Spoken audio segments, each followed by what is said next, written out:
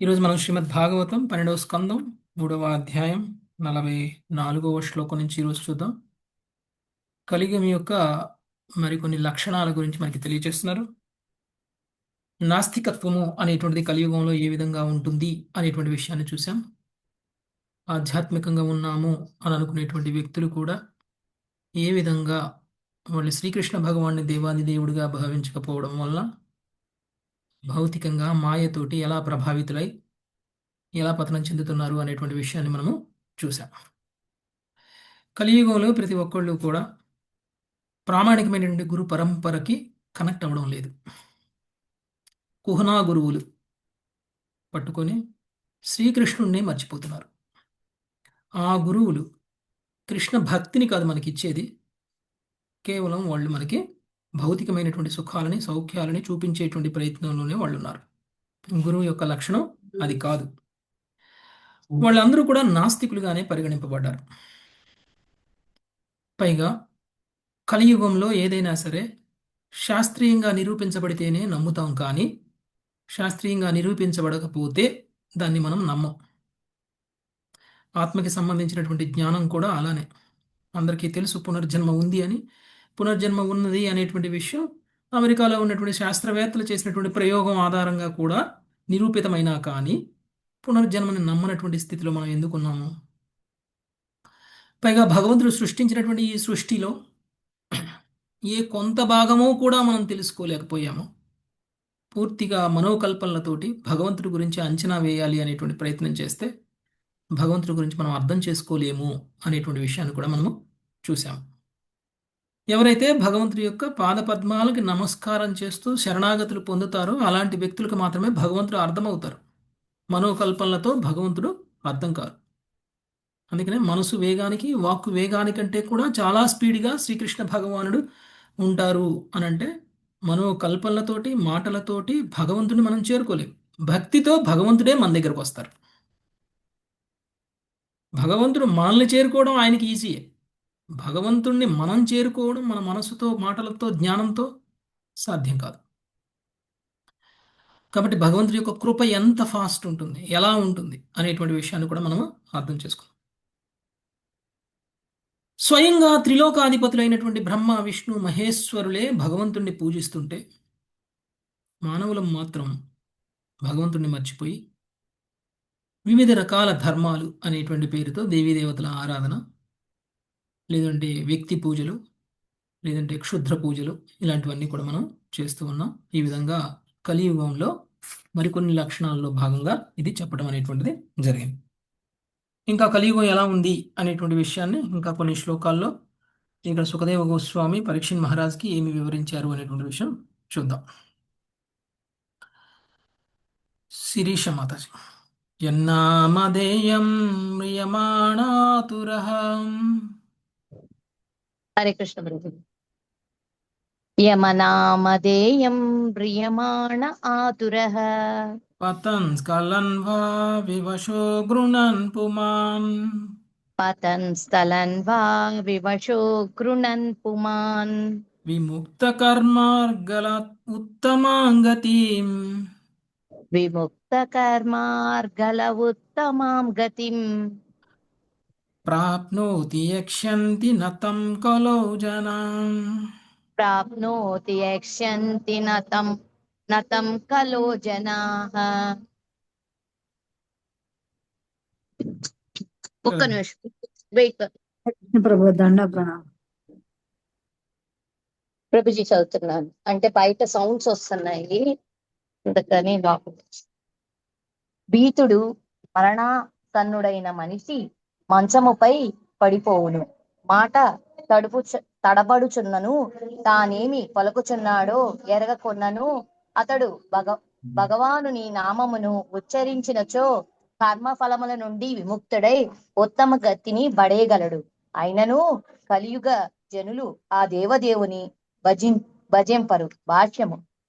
గుర్రమును నీటి దగ్గరకు తీసుకొని పోగలము, దానిని నీటిని త్రాగించలేము. హరే కృష్ణ ప్రభు.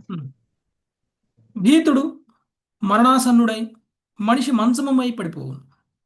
మాట తడబడుచున్నను తానేమి పలుకుచున్నాడో ఎరుగుకున్నను అతడు భగవానుని నామము ఉచ్చరించినచో కర్మఫలముల నుండి విముక్తుడై ఉత్తమ గతిని పడేయగలడు. అయినను కలియుగ జనులు ఆ దేవదేవుని భజించరు. ఎలాంటి పరిస్థితుల్లో అయినా సరే భగవంతుడి యొక్క నామము అనేటువంటిది స్వీకరించడానికి సిద్ధంగా ఉండం మనం కలియుగ జనులు. మరి కలియుగంలో మేమందరం ఉన్నాం కదా, మేమందరం స్వీకరిస్తున్నాం కదా అని మీరు అనొచ్చు. ఎవరైతే భగవంతుడి నామం స్వీకరించట్లేదో వాళ్ళ మీదనే కలి ప్రభావం ఉంటుంది. భగవంతుడి నామం నిరంతరం తన నాలిక మీద నాట్యం చేస్తున్నంతసేపు కలియుగ ప్రభావం మన మీద ఉండదు. పూర్తిగా లౌకికంగా ఉన్నటువంటి వ్యక్తి మరణ ఆసన్నం అయినప్పుడు కూడా లౌకికంగానే ఉంటాడు. చిన్నప్పుడు ఒక స్టోరీ చెప్పేవాడు. మరణావస్థలో ఉన్నప్పుడు నారాయణ అనమంటే ఏమనేవాడు? నారా నారా నారా అనేవాడు ప్రభు. నారా అనేవాడు. ఆ, నారా అనేవాడు ప్రభు. లేకపోతే పీచు అనేవాడు. నారా పీచు పీచు. అనేవాడు. నారా అన్నా సగం పుణ్యం వస్తుంది. పీచు అంటే అసలు రాదు కదా ప్రభు. పీచు అంటే అసలు రాదు కదా, అందుకని పీచు అంటాడు. ఓకే, సో వాడు ఆయన మాట్లాడే మాట ఆయనకి తెలియదు, మనం మాట్లాడే మాట ఆయనకి వినపడదు. భయంతో నిండిపోయి ఉంటుంది. ఏ క్షణం మరణిస్తానా అనేటువంటి విషయం కూడా ఆయనకి తెలియదు. ప్రతి క్షణం మరణావస్థలోనే ఉంటాడు. ఒక భక్తుడు మరణం సమయంలో నిర్భయంగా ఉంటాడు. నిర్భయంగా ఉన్నటువంటి వ్యక్తి నిజమైనటువంటి భక్తుడు మరణం సమయంలో. ఎందుకు? మరణించిన తర్వాత మనం ఎక్కడికి వెళ్తామో అనేటువంటి విషయంలో మనకు సందేహం లేదు కాబట్టి మనం భయం ఉండదు మనకి. తప్పకుండా ఇప్పుడు ఉన్నటువంటి జన్మ కంటే ఉత్తమ జన్మే మనకు వస్తుంది. ఇప్పుడున్నటువంటి జీవితం కంటే ఉత్తమ జీవితమే మనకు వస్తుంది. ఇప్పుడున్నటువంటి శరీరం కంటే ఉత్తమ శరీరమే మనకు వస్తుంది. ఇప్పుడున్నటువంటి పరిస్థితులు భక్తికి అనుకూలించినటువంటి పరిస్థితుల కంటే మంచి పరిస్థితులే మనకు వస్తాయి. భక్తికి అనుకూలించే పరిస్థితులు. ఎవరు భయపడతారండి? ఆత్మజ్ఞానం ఉన్నటువంటి వ్యక్తి భయపడతాడా? మరణిస్తే శరీరంతో ఉన్నటువంటి సంబంధం పోతుంది అని ఎవరైనా బాధపడతారా? భయపడతారా? భయపడరు ప్రభు. ఎందుకు ఈ శరీరం మనకి? కళ్ళు కనిపించట్లేదు, చెవులు వినిపించట్లేదు, నోటితో మాట్లాడలేకపోతున్నాను, గొంతు నిండా కఫం ఉంది, చెవులు వినిపించట్లేదు, పైగా బంధుమిత్రులందరూ మనల్ని అసహించుకుంటున్నారు. మరణావస్థలో ఉన్న ప్రతి ఒక్కళ్ళని బంధుమిత్రులు అసహించుకుంటారు. అవునా కదా? ఎవరు ప్రేమగా Yes, వచ్చి ఏ ప్రభు. పని చేయరు. ఎస్ ప్రభు. మనం మన పిల్లలకి చేసినట్టు మనం పెద్ద అయిన తర్వాత పిల్లలు మనకి చేయరు. ఎంత ప్రేమ ఉన్నా చేయరు. ఓకే, ఎప్పుడు పోతాడా అని ఎదురు చూస్తారు. ఇంకా ఎన్నాళ్ళు పడాలి ఈ కష్టం అని అనుకుంటారు. మనసులో అయినా అనుకుంటారు, బయటకు అనకపోయినా. ఇంకా ఎన్నాళ్ళు ఈ కష్టం. బయటికి మాత్రం ఇంకా ఎన్నాళ్ళు అనుభవిస్తుందో మా అమ్మ మా నాన్న పాపం మంచం మీద పడున్నారు అనుకుంటారు, బయటికి అంటారు. లోపల మాత్రం ఇంకా నేను ఎన్నాళ్ళు వాళ్ళకి కడగాలో, ఇంకా నేను ఎన్నాళ్ళు వాళ్ళకి స్నానం చేయించాలో, ఇంకా నేను ఎన్నాళ్ళు వాళ్ళకి తినిపించాలో అని వాళ్ళు బయట లోపలికి అనుకుంటారు. ఇలాంటి పరిస్థితుల్లో ఉన్నటువంటి ఒక వ్యక్తి భగవంతుడిని గుర్తు తెచ్చుకో అంటే సాధ్యమవుతుందా? జీవితం మొత్తం లౌకికంగా ఉండి కాదు ప్రభు. సాధ్యం కాదు ప్రభు. ఆ టైంలో నువ్వు చెప్పిన ఆయనకి వినపడదు. మనం అందరం భక్తులు అందరం కూడా వెళ్ళి ఇలాంటి మన ఇప్పుడు కుటుంబ సభ్యులు భౌతికంగా ఉన్నప్పటికీ ఒకవేళ కుటుంబంలో ఒకళ్ళిద్దరు భక్తులు ఉన్నా కానీ వాళ్ళు ఏం చేస్తారండి? మరణ సమయంలో ఓ 10 మంది భక్తుల్ని పిలిపించి చనిపోబోయేటువంటి వ్యక్తి ముందు కూర్చొని భగవద్గీత పారాయణం చేయడం, భాగవత పారాయణం చేయడం, హరే కృష్ణ మహామంత్ర కీర్తన చేయడం, ఆయన చెవుల్లో పడిద్దేమో అని ప్రయాస. మరణించే సమయంలో అయినా ఆయన కనీసంగా నోటితోటి హరే కృష్ణ అని అనకపోయినా కనీసంగా మనం అనే హరే కృష్ణ అనే ఆయన చెవులకు పడుతుందేమో అని మన ప్రయాసం. ఎందుకంటే మరణించే సమయంలో అయినా సరే భగవంతుడి యొక్క నామాన్ని కనుక మనం తీసుకున్నట్లయితే సర్వ పాపాల నుంచి విముక్తులమవుతాం. అజామిలుడి కథే దానికి ఉదాహరణ. అజామిలుడు ఎన్ని పాపాలు చేసినా కానీ, యమదూతలు వచ్చి తీసుకుని వెళ్ళడానికి సిద్ధంగా ఉన్నా కానీ నారాయణ అనేటువంటి పదం ఆయన ఏ విధంగా కాపాడిందో, భగవంతుడి యొక్క నామానికి ఉన్నటువంటి బలం భగవంతుడి కంటే ఎక్కువ. భగవంతుడు ఎక్కువ, భగవంతుడి నామం ఎక్కువ అంటే ఏం చెప్తారు? భగవంతుడు రెండు ఒకటే ప్రభు. నామము నామము భగవంతుడి నామానికి పవర్ ఎక్కువ ఉంది కలియుగంలో. ఓకే, నామరూపంలో ఉన్నారు భగవంతుడు కలియుగంలో. కాబట్టి అలాంటి నామరూపంలో ఉన్నటువంటి భగవంతుడిని మనం గనక పొందినట్లయితే, మరణించే సమయంలో అయినా కానీ మనం ఒకసారి అయినా కానీ తలుచుకున్నట్లయితే, ఉచ్చరించినట్లయితే ఉత్తమ గతిని పొందగలుగుతాం. కానీ కలియుగంలో మనం ఏం చేసినా ఎంత చెప్పినా, చెవిలో పోయి అరిసినా వాళ్ళు మన మాట వినరు. వాళ్ళకి ఆమ్, వాళ్ళకి ఉన్నటువంటి కలి ప్రభావం, వాళ్ళు చేసినటువంటి పాప కర్మల యొక్క ఫలితం కారణంగా వాళ్ళు భగవంతుడి యొక్క నామాన్ని తీసుకోలేకపోతున్నారు. భగవంతుడు వాళ్ళకి కృపనివ్వడం లేదు. అదే భక్తుడైతే ఎలాంటి పరిస్థితుల్లో అయినా సరే భగవంతుడిని మర్చిపోడు. ఒకవేళ భక్తుడు అనుకోకుండా భగవంతుని గుర్తు తెచ్చుకోకుండా మరణించాల్సినటువంటి పరిస్థితి వస్తే కనుక స్వయంగా భగవంతుడే పక్క నుండి ఆయన తీసుకుని వెళ్తారు. ఇదే స్వయంగా శ్రీకృష్ణుడే మనకి భగవద్గీతలో చెప్పారు. ఒకవేళ నువ్వు భక్తుడు అయితే మరణావస్థలో నువ్వు నన్ను గుర్తుంచుకోలేకపోయినా నేను నీ దగ్గరకు వచ్చి నిన్ను స్వయంగా నేను వెంట ఉండి తీసుకువెళ్తాను అని అన్నారు భగవంతుడు. ఓకే, సో ఇక్కడ ఉపమానంతో చెప్తున్నారు మనకి, గుర్రాన్ని నీటి దగ్గరికి తీసుకెళ్ళగలం కానీ గుర్రాన్ని నీళ్లు తాపించలేము. అది తాగాలనుకుంటేనే అది సాధ్యమవుతుంది కదా. అలానే ఎవరైనా సరే భగవంతుడి యొక్క నామాన్ని స్వీకరించాలి అంటే మనం ఎంత చెప్పినా కాదు, మనం ఎంత బలవంతం చేసినా కాదు, అది వాళ్ళు స్వీకరించాలి అని అనుకుంటేనే అది వాళ్ళు స్వీకరించగలుగుతారు తప్ప లేకపోతే కాదు. కాబట్టి మనం చేయాల్సిందల్లా ఏంటంటే వాళ్ళు స్వీకరించాలి అని అనుకునేలా మనం ప్రవర్తించాలి. చాలామంది బలవంతంగా రుద్దేటువంటి ప్రయత్నం చేస్తారు కుటుంబ సభ్యుల మీద. సడన్గా మీలో వచ్చిన మార్పు మీ కుటుంబ సభ్యుల్లో రాదు. మీరు ఎన్నో క్లాసులు వింటే మీకు వచ్చింది మార్పు. మీకు వచ్చినటువంటి మార్పు మీ కుటుంబ సభ్యులకు కూడా రావాలి అని ఎక్స్పెక్ట్ చేయడం అది కొంచెం అత్యాశ. సడన్గా మీరు మారిపోతే మీరు మీ ఇంట్లోనే పరాయి వాళ్ళలాగా అయిపోతారు. అలాంటి పరిస్థితిని మనము చాలా జాగ్రత్తగా హ్యాండిల్ చేయాలి, చాలా బ్యాలెన్స్ చేయాలి. ఇలాంటి సమయంలోనే బంధాలు తెగిపోతాయి. భర్త భార్యను వద్దంటాడు, భార్య భర్తని వద్దంటుంది. ఎందుకు? ఇద్దరి ఫ్రీక్వెన్సీ మ్యాచ్ అవ్వదు, ఇద్దరి ఆలోచన విధానం మ్యాచ్ అవ్వదు, ఇద్దరు కోరికలు ఒకలాగా ఉండవు. భర్తకు కావాల్సింది భార్య ఇవ్వలేదు, భార్యకు కావాల్సింది భర్త ఇవ్వలేడు. అప్పుడు మనస్పర్ధలు వస్తాయి. వాళ్ళిద్దరూ ఒకళ్ళనొకళ్ళు ప్రేమించుకోవడం పోయి ద్వేషించుకోవడం మొదలు పెడతారు. చాలా బ్యాలెన్స్డ్గా ఉండాలి లైఫ్. కాబట్టి భౌతికంగా ఉన్నటువంటి వ్యక్తులని ఆధ్యాత్మికంగా మార్చడానికి ఒక ప్రక్రియ అనేటువంటిది ఉంది. బలవంతంగా రుద్దితే కాదు. మిమ్మల్ని చూసి, మిమ్మల్ని నచ్చి, మీ పదం, మీ మార్గం వాళ్ళకి నచ్చి వాళ్ళు మిమ్మల్ని యాక్సెప్ట్ చేయాలి. మిమ్మల్ని యాక్సెప్ట్ చేయకుండా మీ మార్గాన్ని యాక్సెప్ట్ చేయడం అనేటువంటిది సాధ్యం కాదు. నువ్వు ఎలా అయినా ఉండు, నేను ఇలానే ఉంటాను, నువ్వు ఏమైనా చేసుకో, నేను ఇలానే ఉంటాను. ఒక వ్యక్తి మనసు మార్చకుండా ఆ వ్యక్తిని బలవంతంగా ఒక సాధన చెయ్యి అని అంటే అది సాధ్యం కాదు. ఓకే, సో గుర్రానికి నీళ్లు ముందు పెట్టగలం కానీ ఆ నీళ్ళని తాపించలేము అంటే అదే అర్థం.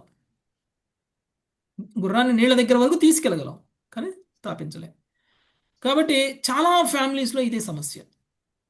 భార్యాభర్తల్లో ఇద్దరు ఎవరో ఒకళ్ళు మాత్రమే భక్తులు అయ్యారు అని అంటే చాలా సమస్యలు ఉంటాయి. వాటిని చాలా జాగ్రత్తగా హ్యాండిల్ చేయాలి.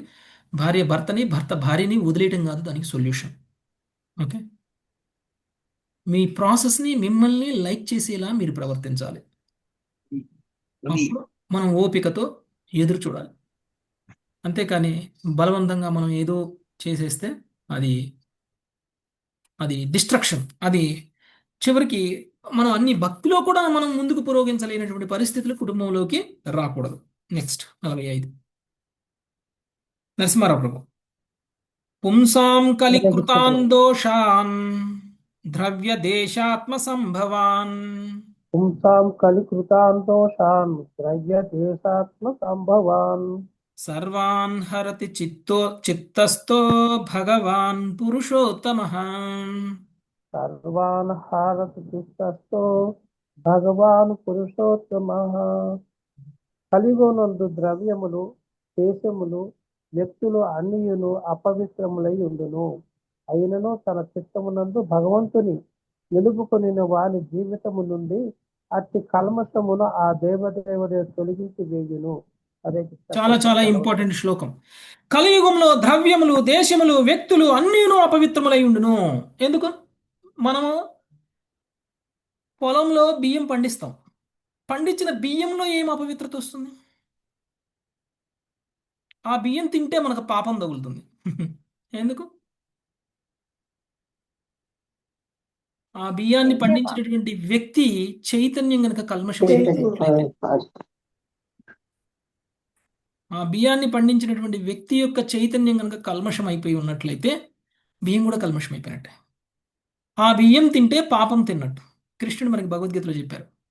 నాకు అర్పించనటువంటిది మీరు ఏమి తిన్నా కానీ అది మీరు పాపాన్ని భుజిస్తున్నట్లే అని చెప్పేశారు కృష్ణుడు. మీరు సంపాదించే సంపాదన కూడా పాపమే, ఎప్పుడు కృష్ణ చైతన్యంలో సంపాదించకపోతే. కృష్ణుని గుర్తు తెచ్చుకోకుండా, కృష్ణ సేవ లేకుండా మన జీవితంలో మనం ఏమి సాధించినా ఏమి సంపాదించినా అంతా కూడా పాపమే. అందుకని ద్రవ్యం కూడా పాపమే అని చెప్తున్నారు. నిజంగా పాపము అనేటువంటిది ద్రవ్యంలోనే ఉంటుంది, తినే ఆహార పదార్థాల్లోనే ఉంటుంది. భగవద్గీతలో ఇది కూడా మనకి క్లియర్ చేశారు. పాపం ఎలా ఎంటర్ అవుతుంది మనలోకి? ఆహారం ద్వారా ఎంటర్ అవుతుంది. కాబట్టి మనం ఏం తింటున్నాము అనేటువంటిది చాలా చాలా ఇంపార్టెంట్. మనం అందరము బయటికి వెళ్ళి కూడా శాకాహారమే భుజించవచ్చు. మనం అందరం బయటికి వెళ్ళి కూడా ఉల్లిపాయ ఎల్లిపాయ లేకుండానే తినవచ్చు. కానీ అది వండింది ఎవరు? వండినటువంటి వ్యక్తి యొక్క చైతన్యం మనలోకి వస్తుంది. వండినటువంటి వ్యక్తి మీద ఉన్నటువంటి గుణాల యొక్క ప్రభావం మన మీదకి వస్తుంది. ఇది చాలా సూక్ష్మమైనది, ఇది మనకు అర్థం కాదు. కానీ సత్యం ఏమిటి అని అంటే, మనం ఎవరు వండి పెడుతున్నారు అనేటువంటి దాని మీద మన యొక్క చైతన్యం ఆధారపడి ఉంటుంది. ఏమి తింటున్నాము అనేటువంటి దాని మీద కంటే ఎక్కువ. అందుకనే భక్తులు బయటికి వెళ్తే ఏమీ తినరు, ప్రత్యేకించి అభక్తుల ఇంట్లో తినరు. భక్తుల ఇంట్లో అయితే ఏం పెట్టినా తింటారు, డబల్ మీల్స్ అయినా తినేస్తారు భక్తుల ఇంట్లో. ఎందుకు?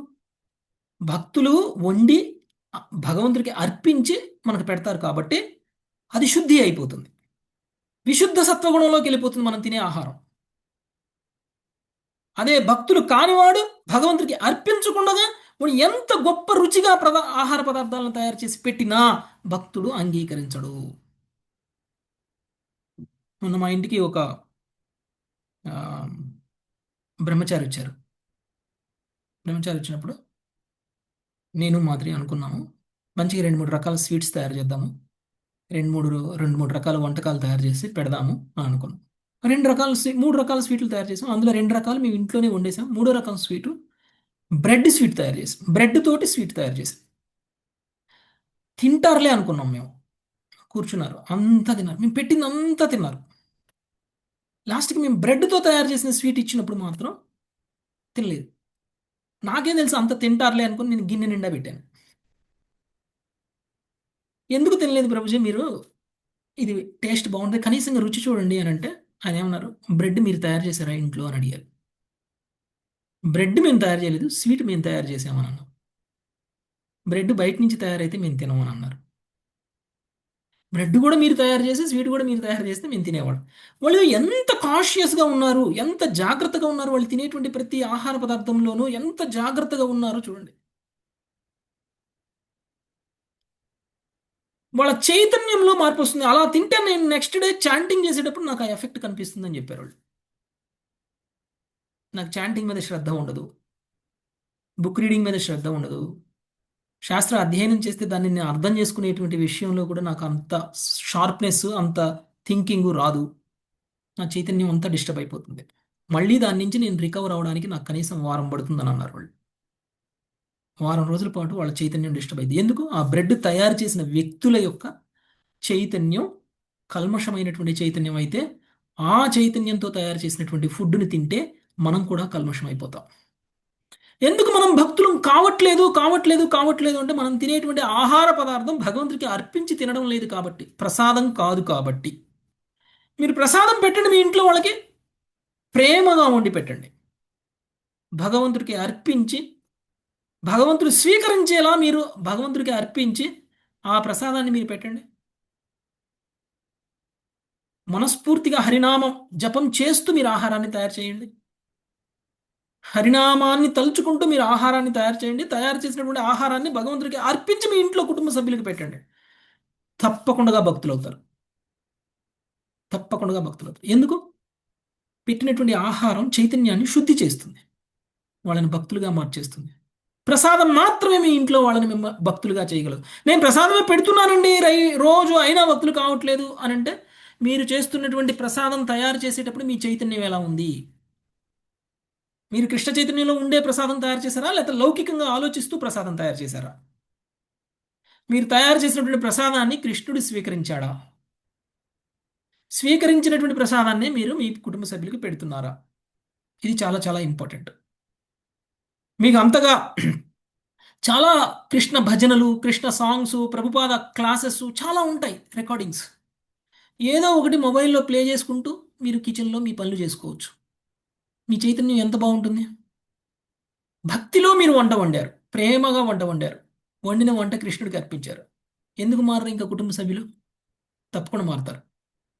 కాబట్టి ఉత్తమ గతి కలియుగంలో కల్మషం లేకుండా ఆహారాన్ని తయారు చేయగలగడం అనేది. కల్మషం లేనటువంటి వ్యక్తులు లేరు, కల్మషం లేకుండా ఆహార పదార్థాలు లేవు. కాబట్టి మనం అందరం కూడా అపవిత్రం అయిపోతున్నాము. అలాంటి ఆహారం తిన్నటువంటి మన చైతన్యంలోంచి భగవంతుణ్ణి పూర్తిగా తొలగించేస్తున్నాం. ఓకే, కాబట్టి ఫుడ్ చాలా ఇంపార్టెంట్. నెక్స్ట్ 46 సుజాత మాత. సుత సంకీర్తితో ధ్యాత పూజితశ్చాధృతోపి వాం సుత సంకీర్తితో ధ్యాతః పూజితశ్చాధృతోऽపి వా నృణాం ధునోతి భగవాన్ హృతో జన్మయుతాశుభం. నృణాం నృణాం ధునోతి భగవాన్ హృస్తో జన్మాయుత శుభం. మనుజుడు హృదయస్థుడగు భగవానుని గురించి వినునచో, కీర్తించినచో, ధ్యానించినచో, పూజించినచో లేదా ఆదరించినచో వేల కొలది జన్మలలో పోగుపడినట్టి కల్మషము ఆ దేవదేవుడు చిత్తము నుండి తొలగించి వేయును. హరే కృష్ణ ప్రభుకి ధన్యవాదాలు. మనుషుడు హృదయస్థుడకు భగవానుని గురించి వినినచో, కీర్తించినచో, ధ్యానించినచో, పూజించినచో లేదా ఆదరించినచో వేల కొలది జన్మలలో పోగుపడినటువంటి కల్మషములను ఆ దేవదేవుడు చిత్తము నుండి తొలగించి వేయును. శ్రవణ కీర్తన అనేటువంటి చేయాలి. హృదయంలో ఉన్నటువంటి పరమాత్ముడిని మనం మేల్కొల్పగలగాలి. అంటే మేల్కొల్పడం అంటే పరమాత్ముని యొక్క ఉనికిని మనం అర్థం చేసుకునే స్థితిలో ఉండాలి. ధ్యానం చేయాలి. కలియుగంలో ధ్యానం అంటే మంత్ర జపం. మనం ఎప్పుడైనా సరే ఆ మంత్రాన్ని జపించినప్పుడు ఆ మంత్రం చెవుల ద్వారా హృదయం వరకు చేరుకునేలా చేయాలి. అందుకనే మంత్రాన్ని చెవులకి వినపడేలా చేయాలి స్పష్టంగా. ఎప్పుడైతే మనం అలా కీర్తిస్తూ, అలా ధ్యానిస్తూ, అలా శ్రవణం చేస్తూ ఉన్నామో అప్పుడు జన్మ జన్మల నుంచి పోగుపడినటువంటి హృదయంలో ఉన్నటువంటి కల్మషాలన్నింటినీ కూడా భగవంతుడు తొలగించి వేస్తారు. చేతోదర్పణ మార్జనం అంటే ఇది. అద్దం మీద ఉన్నటువంటి దుమ్ముని తొలగించకపోతే మీ ముఖం అద్దంలో కనపడదు. ఎలా తొలగిస్తాం? ఇలా తుడిస్తే ఆ తుడిచే ప్రక్రియ ఇప్పుడు మనకు చెప్తున్నటువంటిది. ఓకే, భగవంతుడి గురించి కీర్తించడం, భగవంతుడి గురించి శ్రవణం చేయడం, భగవంతుడి గురించి ధ్యానించడం, భగవంతుడి గురించి పూజించడం. అలా చేస్తే దుమ్ము ఎంత పేరుకుపోయినా, వేల కొలది జన్మల కొలది పేరుకొని పోయినా కానీ తొలగించబడుతుంది. మీ ఇంట్లో దుమ్ము మీరు క్లీన్ చేయకుండా 1 సంవత్సరం ఉంచారనుకోండి, సంవత్సరం తర్వాత సంవత్సరానికి ఒకసారి క్లీన్ చేసుకున్నారనుకోండి, ఎంత కష్టం. అది ఎప్పుడప్పుడు క్లీన్ చేశారనుకోండి ఎంత ఈజీగా ఉంటుంది. కనీసంగా రోజుడిసి రోజన్నా క్లీన్ చేసుకున్నారనుకోండి ఎంత హాయిగా ఉంటుంది. కొంతమంది ఇల్లు చూడండి ఎలా ఉంటాయో, ఫ్యాన్ నిండా పట్టు ఉంటుంది, బూజులు ఉంటాయి, ఎక్కడ చూసినా దుమ్ము ఉంటుంది, ఎక్కడ టచ్ చేసినా డస్ట్ ఉంటుంది. ఎందుకు? తుడుచుకోరు, ఎప్పటికప్పుడు శుభ్రం చేసుకోరు. అంటే ఒక ఇంట్లో ఉన్నటువంటి ఒక వస్తువు మీదనే మనం దాన్ని పట్టించుకోకపోతే, దుమ్ము పట్టిపోయి ఉండి దాని మీద పేరుకుపోతే ఆ తర్వాత దాన్ని తుడిస్తే పోదు, కడిగితే పోదు, తోమితే పోతుంది. తోమితే కూడా పోదు, 2-3 సార్లు తోమితే పోతుంది. మరి అలాంటిది హృదయంని జన్మ జన్మల పాటు క్లీన్ చేయకుండా ఉంచేసాం మనం. ఒక జన్మ కాదు, ఒక రోజు కాదు, ఒక సంవత్సరం కాదు, ఒక జన్మ కాదు, కొన్ని జన్మల పాటు పేరుకుపోతా ఉంది హృదయం మీద కల్మషాలు, మాలిన్యం. మరి ఎప్పుడు శుద్ధి కార్యక్రమం స్టార్ట్ చేయాలి? దానికి అంత పేరుకుపోయి ఉన్నటువంటి ఈ హృదయాన్ని శుద్ధి చేయడానికి కూడా అన్ని జన్మల సమయం పట్టిద్ది మనకి. శుద్ధి కార్యక్రమం మొదలు పెడితే ఒక్కొక్క లేయర్ పోవాలి. ఒక్కొక్క జన్మకు ఒక్కొక్క లేయర్ ఏర్పడింది అనుకోండి, 100 జన్మలో 1,00,000 జన్మల నుంచో మనం పేరుకొని పోతుంది అనుకోండి, 1,00,000 జన్మలు పట్టింది మనకు అదంతా క్లీన్ చేయడానికి. ఎందుకు? మనం శుద్ధిగా పవిత్రంగా మన నామాన్ని కూడా ఉచ్చరించట్లేదు కాబట్టి. శుద్ధనామాన్ని కనుక తీసుకుంటే అంత పేరుకుపోయింది కూడా ఒక్కసారిగా పోతుంది. కాబట్టి శ్రద్ధతో భగవంతుణ్ణి స్వీకరించాలి. శ్రద్ధతో భగవంతుడి యొక్క లీలలని శ్రవణ కీర్తనం చేయాలి. శ్రీమద్ భాగవతం శ్రవణం చేయడం కూడా అందులో భాగమే. ఓకే, సో ఎప్పుడైతే మనం అలా చేస్తామో జన్మ జన్మలలోంచి పోగుపడినటువంటి కల్మషాలన్నీ కూడా ఒక్కసారిగా తొలగించబడతాయి. అప్పుడు కృష్ణనామం వస్తుంది మనకి. అప్పుడు మనం కృష్ణుని యొక్క నామానికి రుచి కలుగుతుంది, మనకి చెయ్యాలి అని అనిపిస్తుంది. ఏ సమయంలో అయినా భగవంతుడి యొక్క నామం తీసుకోవాలి అని అనిపిస్తుంది. లేకపోతే మెకానికల్గా అనిపిస్తుంది, బా ఎంతసేపు చేస్తాం ఇంకా హరినామం, గంట నుంచి చేస్తూనే ఉన్నా, 2 గంటల నుంచి చేస్తూనే ఉన్నా, ఇంకా చాలు విసుగు వస్తుంది అని అనిపిస్తుంది. ఎప్పుడైతే భగవంతుడి యొక్క నామము, భగవంతుడి యొక్క లీలల శ్రవణము కీర్తనము మనకి విసుగొచ్చింది అంటే, బోర్ అయిపోయాము అని అంటే, దాని అర్థం మన చైతన్యం బాగలేదు అని అర్థం, మనం భక్తిలో పురోగమించలేదు అని అర్థం, మనం కల్మషాలతో కూడి ఉన్నాం, గుణాల యొక్క ప్రభావం పూర్తిగా మన మీద ఉంది, మాయలో ఉన్నాం మనము అని అర్థం. ఎప్పుడైతే ఎన్నిసార్లు విన్నా కానీ ఇంకా ఇంట్రెస్ట్ కలుగుతుంది, ఇంకా వినాలి అని అనిపిస్తుంది, ఇంకా కృష్ణుడి గురించి తెలుసుకోవాలి అనిపిస్తుంది, ఇంకా హరినామం జపం చేయాలి అని అనిపిస్తుందో అప్పుడు మనం భక్తిలో పురోగమిస్తున్నట్లు, అప్పుడు మన మీద గుణప్రభావం లేదు అన్నట్టు, అప్పుడు మనం మాయను జయించాము అని అర్థం, మాయ మన మీద ఓడిపోయింది అని అర్థం.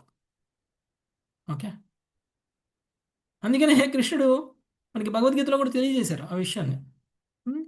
భక్తులు తమలో తాము కృష్ణుడు గురించి చర్చించుకుంటూ రమిస్తారు అని చెప్పారు. కృష్ణ కథని మాట్లాడుకుంటూ వాళ్ళు రమిస్తారు. అలాంటి స్థితి రావాలి. నిన్ననే కదా చెప్పావు కథ, మళ్ళీ ఏం చెప్తావు ఈరోజు? నేను నిన్ననే విన్నాను, మళ్ళీ ఇప్పుడు అది వద్దులే, ఇంకేదైనా చెప్పు.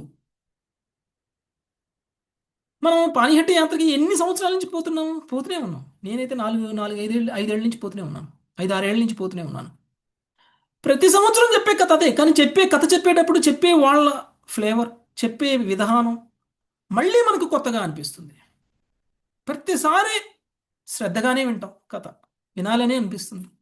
మనకంతా తెలుసు, రఘునాథ్ దాస్ గోస్వామి కథ అంతా తెలుసు, మనకి చిడాద హిస్టరీ అంతా తెలుసు, అయినా కానీ మళ్ళీ మళ్ళీ వినాలనిపిస్తుంది. ఎందుకు? ప్రతిసారి కొత్త విషయం మనకు అర్థం. భగవద్గీతను కూడా మీరు 10 సార్లు చదవండి, మీ రియలైజేషన్ పెరుగుతుంది, మీరు భగవద్గీతని అర్థం చేసుకున్న లెవెల్ పెరుగుతుంది. మీరు ఇంకొకసారి చదివితే ఇంకా బాగా అర్థమైద్దేమో అనిపిస్తుంది. ఎందుకు? 18వ అధ్యాయం కూడా చదివిన తర్వాత 18వ అధ్యాయానికి సంబంధించినటువంటి కంక్లూజన్స్ కూడా మనకి మొదటి అధ్యాయం చదివేటప్పుడు రియలైజేషన్స్ లాగా వస్తాయి. మీరు 18వ అధ్యాయంలో ఏముందో తెలియకుండా 1వ అధ్యాయం చదువుతున్నారు అనుకోండి, ఆ యాంగిల్, ఆ ధోరణి వేరుగా ఉంటుంది, దాన్ని అర్థం చేసుకునే విధానం వేరుగా ఉంటుంది. అందుకనే మనకి ప్రభుపాదుల వారి భాష్యం చాలా ఇంపార్టెంట్. వేరే భగవద్గీతల కంటే ప్రభుపాదుల వారి భాష్యం ఎందుకు ఇంపార్టెంట్ అని అంటే, ఫైనల్ కంక్లూజన్ ఏముందో అది మొదటి శ్లోకం నుంచి మాట్లాడతారు ప్రభుపాదుల వారు. భగవద్గీత 18వ అధ్యాయం ఫైనల్ కంక్లూజన్ ఏం చెప్పారో కృష్ణుడు, ఆ విషయాన్ని మనకి మొదటి అధ్యాయం మొదటి శ్లోకం నుంచే తీసుకొస్తారు మనకి.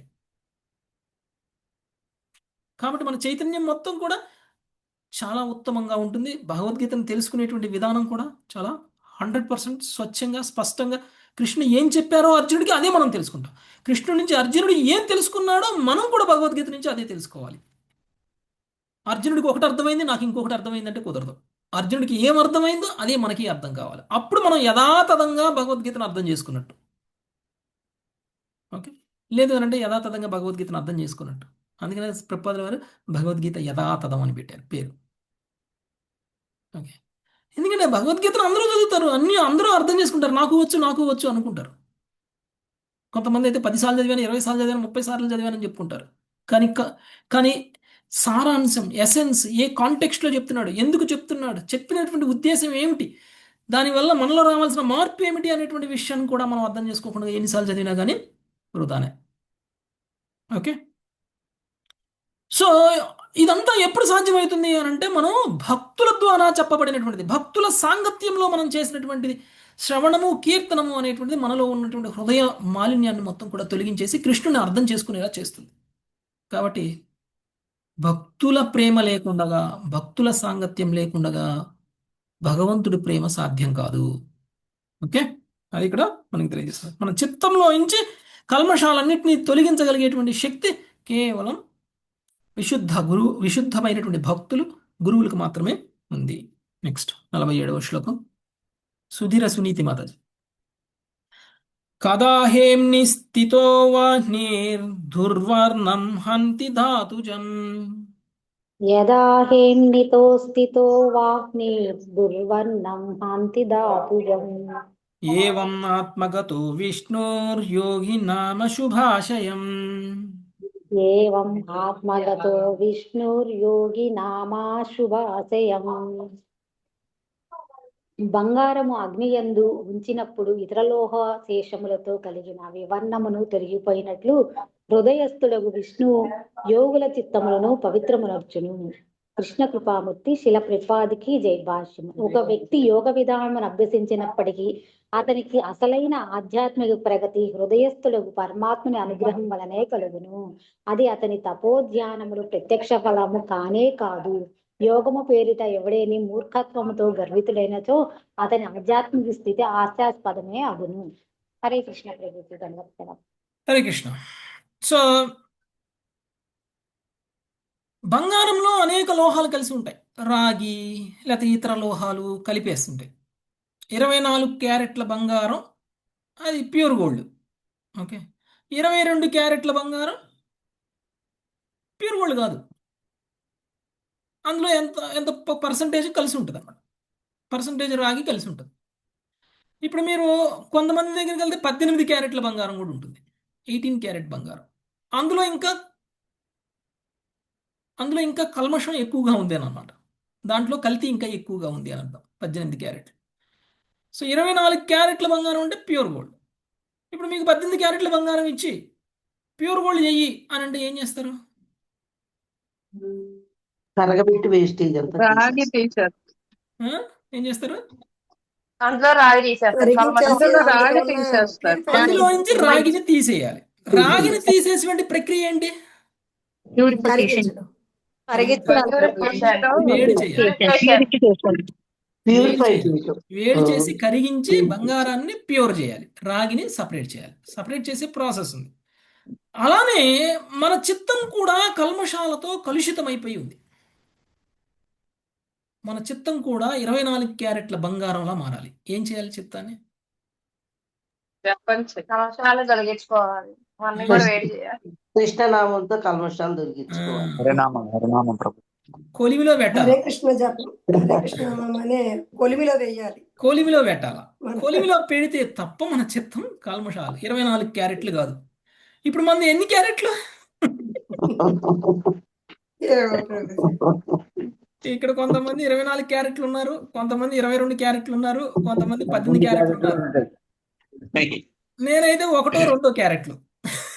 మేము జీరో ప్రభుజీ, మీరు మీరే ఒకటి రెండు అంటే అసలు మా క్యారెట్ లేదు.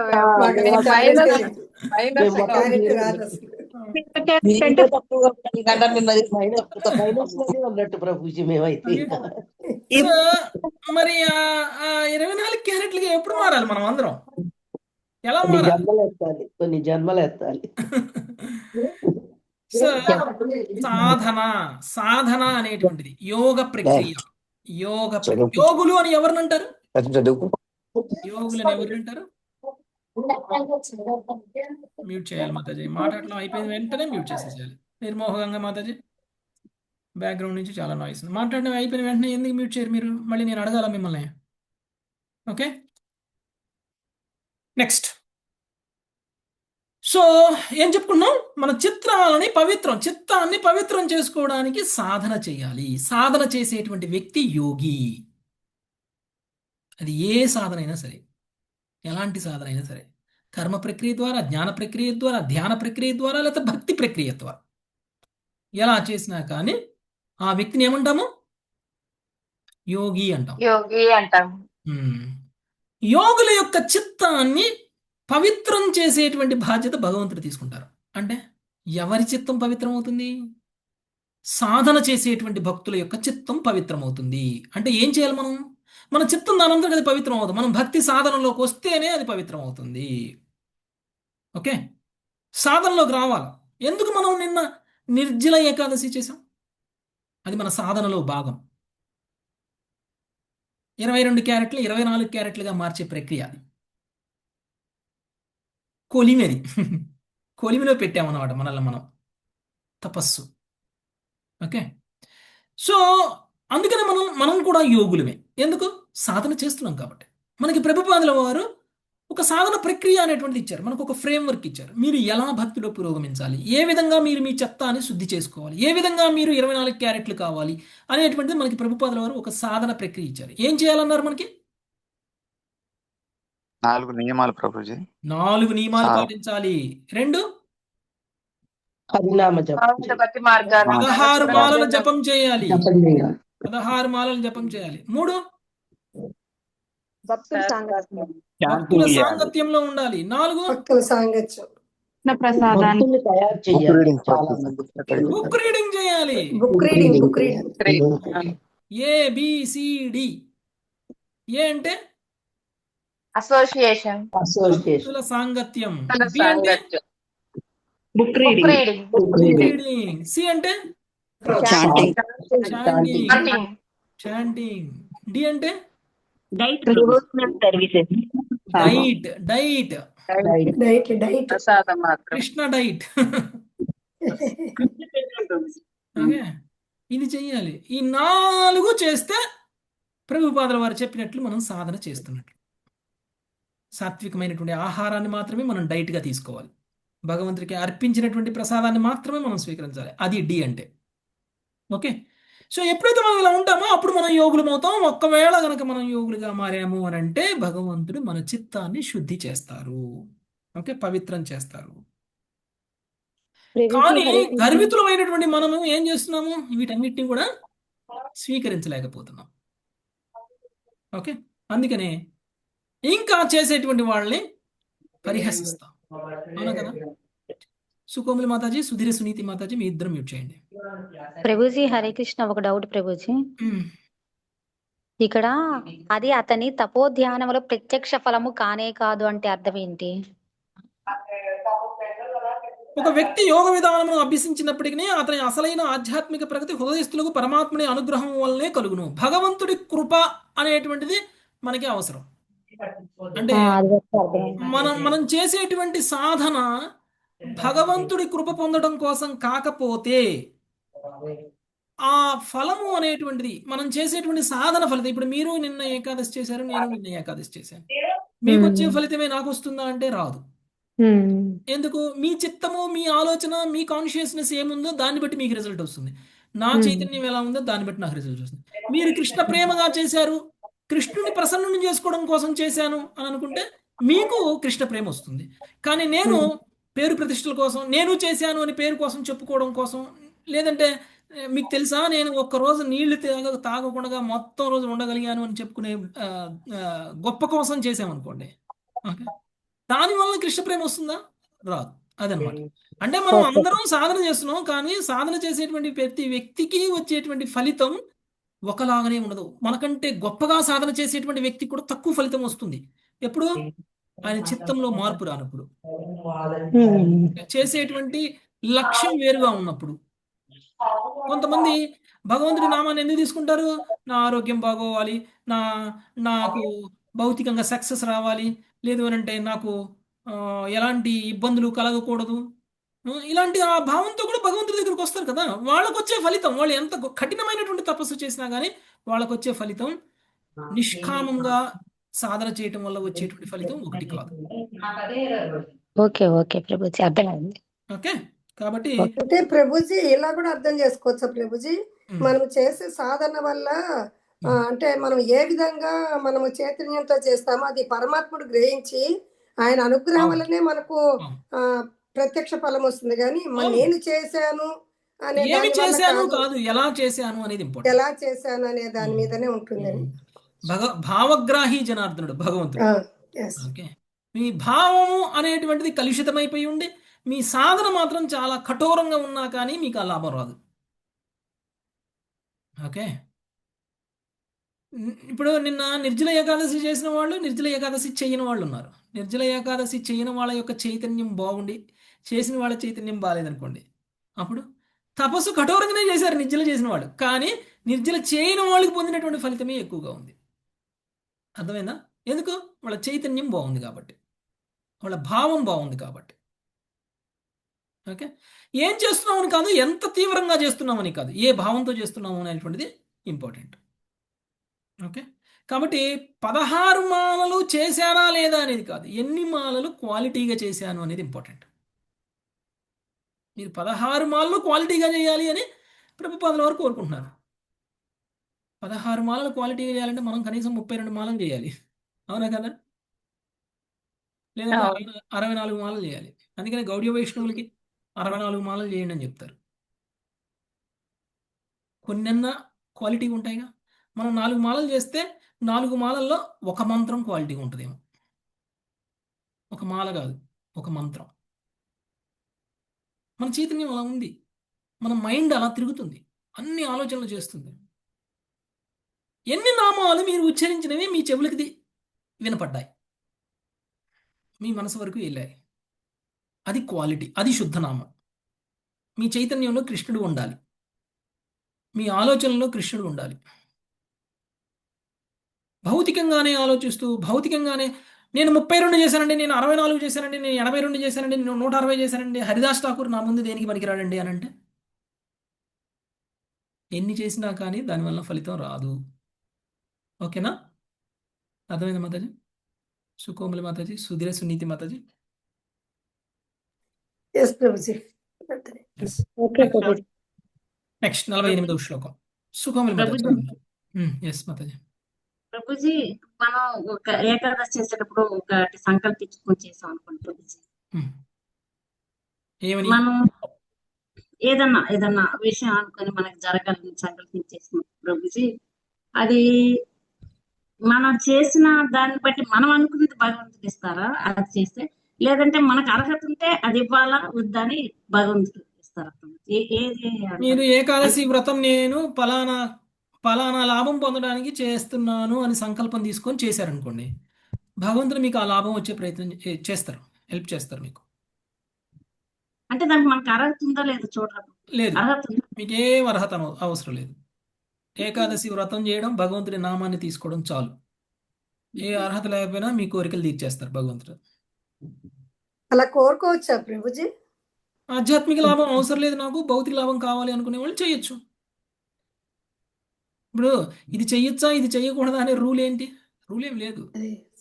నాకు ఆధ్యాత్మిక లాభం అవసరం లేదు, నాకు భౌతికంగా సుఖంగా ఉంటే చాలు అని అనుకునే వాళ్ళు ఏకాదశి వ్రతం చేశారు. ఎంతమంది చేయట్లేదు వ్రతాలు? అవును ప్రభుజీ, చాలా మంది చేస్తున్నారు. మరి ఎందుకు చేస్తున్నారు? ఇస్కాన్లో లేని వాళ్ళు కూడా మామూలు ఏకాదశులు చేస్తారు ప్రభుజీ. మా ఫ్రెండ్స్ వాళ్ళకి ఆధ్యాత్మిక ప్రగతి ముఖ్యం కాదు. వాళ్ళకి ఏ కాన్షియస్నెస్ లో చేస్తున్నారో ఆ కాన్షియస్నెస్ కి అనుగుణంగానే వాళ్ళ రిజల్ట్ ఉంటుంది. ఇస్కాన్లోకి రాకముందు అలాగే చేసిండేవాడు. ఇస్కాన్లో ఇస్కాన్లోకి రాకముందు అలాగే ఏదో కోరిక అనుకోవడం, దాని గురించి చేయడం అలా చేస్తాం. ఎవరు? నేనే ప్రభుజీ. మేము అందరం చేస్తాం కదా ప్రభుజీ, చాలా ఏళ్ళు చేశాం. ఎవరు ఎలా చేస్తున్నారో అది పక్కన పెట్టండి, శాస్త్రం ఏం చెప్తుందో అది ఆలోచించండి. ఇప్పుడే తెలుస్తుంది ప్రభుజీ. ఇస్కాన్లో చేసినా అది తప్పే, బయట చేసినా అది తప్పే.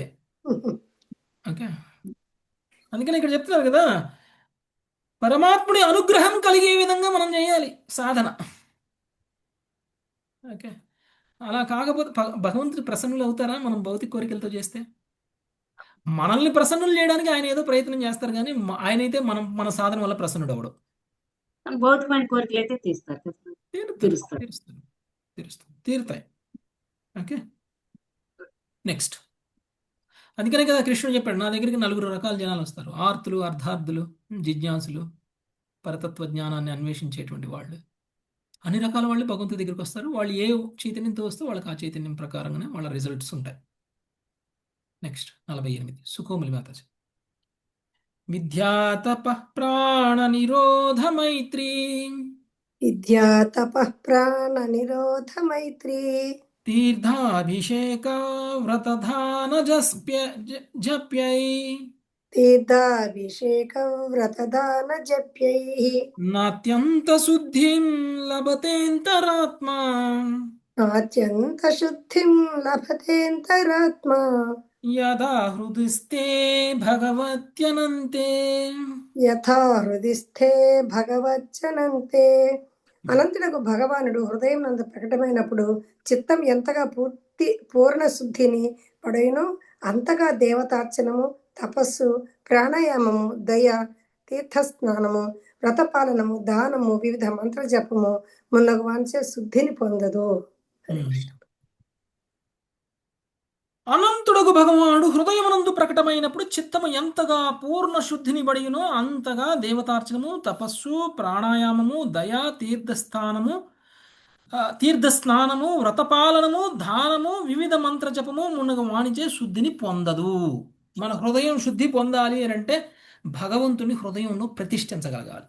ఆ ప్రతిష్ఠించినటువంటి భగవంతుని ధ్యానం చేయగలగాలి. మీరు ఎక్కడికి పోనవసరం లేదు. ఏ గంగా స్నానము చేయనవసరం లేదు. ఏ తీర్థయాత్రలకి పోనవసరం లేదు. ఏ పుణ్యస్థలాలకి పోనవసరం లేదు. మీరు ఉన్న దగ్గరే మీరు చేసినటువంటి సాధన, మీ హృదయంలో భగవంతుడిని ప్రతిష్ఠించుకొని ఆ భగవంతుడి యొక్క ధ్యానంలో గనక మీరు సాధన చేసినట్లయితే మీరు పొందేటువంటి లాభము ఎన్ని దానాలు చేసినా, ఎన్ని ధర్మాలు చేసినా, ఎన్ని యాగాలు చేసినా, ఎన్ని యజ్ఞాలు చేసినా, ఎన్ని తీర్థయాత్రలు చేసినా, ఎన్నిసార్లు గంగలో మునిగి తేలినా కానీ మీకు ఆ లాభం రాదు అని చెప్తున్నారు. ఓకే, సో తీర్థస్థానం ఎక్కడుందండి? హృదయంలో ఉంది. హృదయంలో తీర్థస్థానం. తీర్థస్థానాల్లో భగవంతుడు ఉంటాడు, హృదయంలో కూడా భగవంతుడు ఉంటాడు. మన హృదయాన్ని మనం పవిత్రం చేసుకోకూడదు. పవిత్రమైన ప్లేస్లోకి వెళ్ళి మనం పవిత్రం చేసుకోవాలి, మనల్ని మనం పవిత్రం చేసుకోవాలి అనేటువంటి ప్రయత్నం చేస్తే మనం ఎప్పటికీ పవిత్రం కాము. హృదయ పవిత్రీకరణ చాలా ఇంపార్టెంట్. మన హృదయాన్ని పవిత్రం చేసుకునేటువంటి ప్రక్రియ చాలా చాలా ఇంపార్టెంట్. ఓకే, అందుకనే ఎంత కఠోరమైనటువంటి తపస్సులు కూడా మీకు ఇవ్వనటువంటి ఫలితాలని మీరు హృదయంలో, ఇప్పుడు ధ్రువ మహారాజు నారదుడు చెప్పినట్లు చేశారు. చెప్పినట్లు ఆయన ఏం చెప్పారు? ప్రతిష్ఠించమన్నారు, హృదయంలోనే ప్రతిష్ఠించమన్నారు. ఆయన యాక్చువల్గా ఒక బొమ్మలాగా పెట్టి ప్రతిష్ఠించారు. కళ్ళు మూసుకొని మరి ఊపిరి కూడా పీల్చుకోకుండా ఒక నెలంతా ఆయన ధ్యానంలోనే ఉన్నారు అని అంటే మనసు ఎక్కడుంటే ఆయనకి భగవంతుడు ప్రసన్నుడై ఉండేవాడు? మనసు హృదయంలో ప్రతిష్ఠించుకున్నటువంటి భగవంతుడి యొక్క రూపం మీద ఉంది ఆయనకి. అందుకనే ఆయన త్వరగా ప్రసన్నం చేసుకోగలిగారు. కొంతమంది 5 నెలలు పడుతుంది, కొంతమంది 5 సంవత్సరాలు పడుతుంది, కొంతమందికి 5 పదులు 50 సంవత్సరాలు పడుతుంది, కొంతమందికి 5 జన్మలు పడుతుంది. ధ్రువ మహారాజుకి 5 నెలలే పట్టింది. ఓకే, ఎందుకు? 5 నెలల సాధన మనం 5 జన్మల్లో చేసే సాధన కంటే ఎక్కువ చేసేసాడు ఆయన. అంటే ఆయన భావం అంత గొప్పగా ఉంది. ఆయన మనసు చెలించలేదు. ఆయన హృదయంలో భగవంతుడిని ప్రతిష్ఠించుకున్నాడు. అందుకనే అది సాధ్యమైంది. మనం హృదయాన్ని శుద్ధి చేసుకోకుండా బాహ్యంగా శుద్ధి చేసుకునేటువంటి ప్రక్రియలు చాలా చేస్తున్నాం. దానివల్ల మనకి ఎలాంటి ఫలితము రాదు అని చెప్తున్నారు. ఓకే, హృదయ శుద్ధి కేవలం ఎలా అవుతుందండి? కేవలం ఇలాంటి శ్రవణ కీర్తన చేయడం ద్వారా అవుతుంది. భగవంతుడి యొక్క నామ జపం చేయడం ద్వారా అవుతుంది హృదయ శుద్ధి. హృదయం శుద్ధి అవ్వకుండా మనం ఎన్ని పుణ్యకార్యాలు చేసినా కానీ మనకి భగవంతుడు ప్రసన్నం అవ్వరు. ఓకే, నెక్స్ట్ వ్రతపాలనం అంటే వ్రతమా ప్రభుజీ? వ్రతాలు వ్రతపాలనము అన్నారు కదా. ఏవోటి చేస్తారు కదా, అట్ల తద్దని, లేకపోతే మీరేవో చేస్తారు కదా ఆడవాళ్ళు, చాటలు నోమని. మీకు వ్రతం గురించి నేను చెప్పాలా మాతాజీ? అంటే వ్రతపాలనం అంటే కొత్తగా వింటుంది. వ్రతపాలనం అంటే నియమ నిబంధనలు పాటించటం, కఠోరమైనటువంటి తపస్సులు చేయడం, సాధన చేయడం, కానీ హృదయంలో భగవంతుడు ఉండడు. అలా ఓకే, చేస్తారు కదండి అందరూ, అదే కదా చేసేది మనమంతా. నెక్స్ట్ 49 ఇందుమతి మాతాజీ.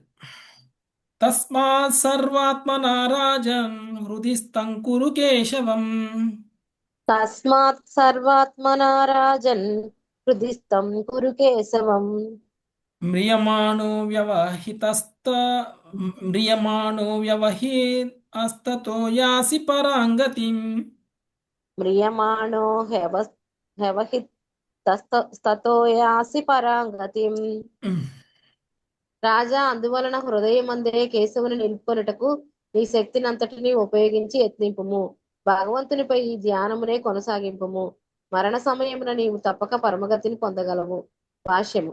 భగవానుడు ప్రతి జీవుని హృదయంలో ఎల్లప్పుడూ నిలిచి ఉన్నప్పటికీ అతని సన్నిధిని గుర్తించుటకు ప్రతిక్షణం ఆ ఎరుకను కలిగి ఉండుటకు మనుజుడు యత్నించవలసి ఉండునని హృదిస్థం కురు కేశవం అను పద సముదాయం సూచించును. పరీక్షణ్ మహారాజు ఈ జగత్తును వీడబోచు తన గురువగు సుఖదేవ గోస్వామి యొక్క చరమోపదేశమును పొందుతున్నాడు. రాజు యొక్క ఆసన్న నిష్క్రమణ సందర్భంలో ఈ శ్లోకము విశేషముగు ప్రాధాన్యమును సంతరించుకున్నది.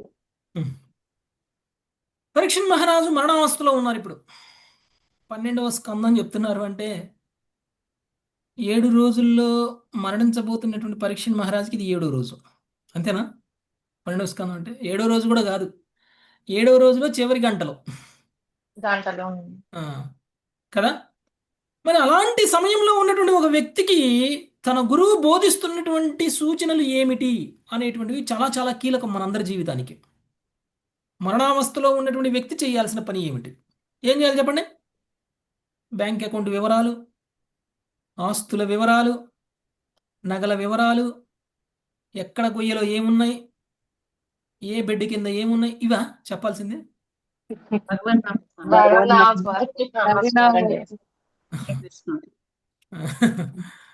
ఓకే, భగవంతుడి యొక్క నామం స్మరించాలి, భగవంతుణ్ణి స్మరించాలి.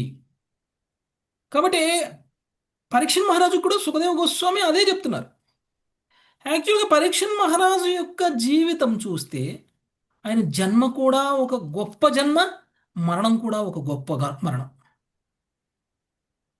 ఎలా పుట్టాలి అనేది పరీక్షణ్ మహారాజులా పుట్టాలి, ఎలా మరణించాలి అంటే పరీక్షణ్ మహారాజులా మరణించాలి. మనందరికీ పరీక్షణ్ మహారాజు ఏదో తప్పు చేశాడు, శాపం పొందాడు, ఆ శాపం పొంది శాపం కారణంగా చనిపోయాడు, ఇలా కాదు మనం ఆలోచించాలి. పరీక్షణ్ మహారాజు యొక్క మరణము ఎంత గొప్పది అని అంటే 12 స్కందాల భాగవతానికి కారణమైపోయింది ఆయన మరణం. ఓకే, అంతకంటే గొప్ప మరణం ఎవరికైనా ఉంటుందా? అంతేకాదు, సృష్టిలో ఉన్నటువంటి ప్రతి వైష్ణవుడు కూడా పరీక్షణ్ మహారాజు మరణ సమయంలో అక్కడికి వచ్చి నిలబడి ఉన్నారు, కూర్చొని ఉన్నారు. అక్కడ ఉన్నటువంటి అసెంబ్లీ మొత్తం కూడా ఎంతమంది ఉన్నారండి? మహర్షులు, గొప్ప గొప్ప భక్తులు, భగవంతుడి యొక్క అవతారాలతో సహా ఉన్నారు. అంతకంటే గొప్ప మరణం ఇంకెవరికైనా ఉంటుందా? మనం మరణించేటప్పుడు ఒక్క భక్తుడు మన చెంతనుంటే చాలురా అనుకుంటున్నాం. పరీక్షణ్ మహారాజు మరణించేటప్పుడు ఎంతమంది ఉన్నారండి? చూసారా మీరు పరీక్షణ్ మహారాజుకి సుఖదేవ గోస్వామి బోధిస్తున్న సమయం ఉన్న ఫోటో ఎవరైనా? ఫస్ట్ లో మీరు వెనక పెట్టేవాళ్ళు కదా ప్రభుజీ, ఫస్ట్ లో పెట్టేవాళ్ళు. కొన్నాళ్ళు పెట్టారు. లక్షల మంది సాధువులు ఉన్నారు, ఒకళ్ళు ఇద్దరు కాదు, లెక్కించలేనంత మంది మళ్ళీ సాధువులు. స్క్రీన్ పెట్టండి ప్రభుజీ మాకు. అంతమంది సాధువుల మధ్యలో ఉన్నటువంటి వ్యక్తి మరణిస్తే ఎక్కడికి వెళ్తారు? పరమగతిని పొందుతారు, ఉత్తమ గతి. ఇంకా అంతకు మించినటువంటి డెస్టినేషన్ ఇంకేటి ఉండదు. ఓకే, కాబట్టి మనం అందరం ఎవరిని ఫ్రెండ్స్ చేసుకోవాలి? మన మరణ సమయంలో మన దగ్గరికి ఎవరు రావాలని కోరుకోవాలి? భక్తుల ఫ్రెండ్షిప్. లౌకికమైనటువంటి వ్యక్తులతో ఫ్రెండ్షిప్ చేస్తే లౌకికమైనటువంటి వ్యక్తులే వస్తారు మరణ సమయంలో. ఆ సమయంలో లౌకికమైనటువంటి వ్యక్తులు మన చుట్టూ ఉంటే మన నోట్లో నుంచి హరినామం వస్తుందా? రాదు. భగవత్ చింతనలో మరణించాం. కాబట్టి మరణించేటువంటి వ్యక్తి చివరి ఆలోచన కృష్ణుడై ఉండాలి, చివరి మాట కృష్ణుడై ఉండాలి, చివరి చూపు భక్తుడిదై ఉండాలి, భక్తుడిని చూడడం అయి ఉండాలి. అది ఉత్తమమైనటువంటి మరణం. పరీక్షణ్ మహారాజు మరణం అందుకనే అంత గ్లోరిఫై చేయబడింది, ఇక్కడ అంత గొప్పగా కీర్తించబడింది పరీక్షణ్ మహారాజు యొక్క మరణాన్ని. ఓకే, సామాన్య మరణం కాదు. ఓకే, పరమగతిని పొందేటువంటి మరణం. అందుకే నేను చెప్తున్నా, అందువల్ల హృదయమునందే కేశవుని నిలుపుకొని నీ శక్తినంతటిని ఉపయోగించి యత్నించుము. ఎందుకు శక్తి కావాలి హృదయంలో కేశవుని నింపుకోవడానికి? ఏమన్నా తాళ్ళు పెట్టి బరువులు లాగుతున్నారా? బండలెత్తుతున్నారా? ఎందుకు? నీ హృదయం నీ శరీరంలో ఉన్న శక్తిని మొత్తం ఉపయోగించి హృదయంలో కేశవుని నిలుపుకో అని చెప్తున్నారు. ఎక్కడికెక్కడికో పారిపోతుంది కదా ప్రభుజీ, మనసును పట్ల లాగాలి, గట్టిగా బంధించండి. మనసు ఎక్కడికెక్కడికో వెళ్ళిపోకుండా ఆపటము అని అంటే మీరు శారీరక బలం కాదు, మానసిక బలం కావాలి. శక్తి మొత్తాన్ని అందుకే ఉపయోగించాలి. ఉపయోగించి భగవంతుడిని హృదయంలో నిలుపుకోగలగాలి. భగవంతుడి పైననే ఈ ధ్యానంని కొనసాగించాలి. మరణ సమయమున అది మనకి పరమగతిని తీసుకురాగలదు. Okay, next 50. మళ్ళీ శ్రీమాతాజీ. మ్రియమాణైరభిధ్యేయో భగవాన్ పరమేశ్వరః యమాణైరభిధ్యేయో భగవన్ పరమేశ్వరః ఆత్మభావం నయత్యంగ సర్వాత్మా సర్వసంశ్రయః. ఆత్మభావం నయత్యంగా సర్వాత్మ సర్వ సంశ్రయః. రాజా, భగవంతుడే పరమ నియామకుడు, అతడే చరమనియామకుడు. క్షమించండి ప్రభు. భగవంతుడే చరమ నియామకుడు, అతడే సకల జీవులకు పరమాత్ముడు, పరమాశ్రుడై ఉన్నాడు. మరణాసునులకు వారిచే ధ్యానింపబడిన వాడే అతడు వారి నిత్య ఆధ్యాత్మిక స్వరూపమును వెల్లడి కావించును.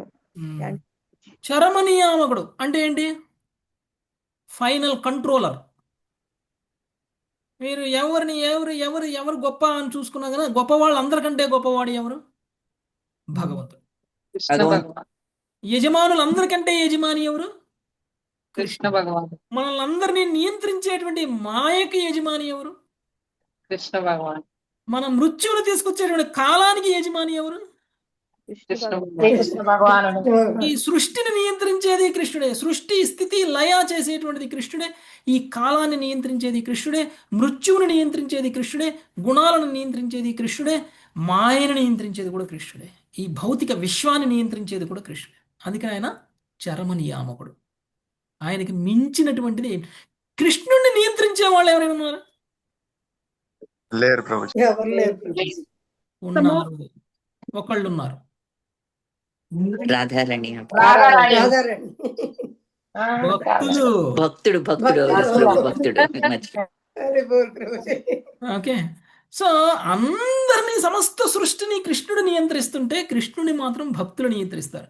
అందుకనే గోపికలు డ్యాన్స్ చెయ్యి అంటే డ్యాన్స్ చేశారు, కూర్చో అంటే కూర్చున్నారు, లుంచో అంటే లుంచున్నారు, వేణువును ఊదు అంటే ఊదారు, పరిగెత్తమంటే పరిగెత్తారు, ఆడపిల్ల వేషం వేసుకుంటే ఆడపిల్ల వేషం వేసుకున్నారు, ఏం చేయమంటే అది చేశారు.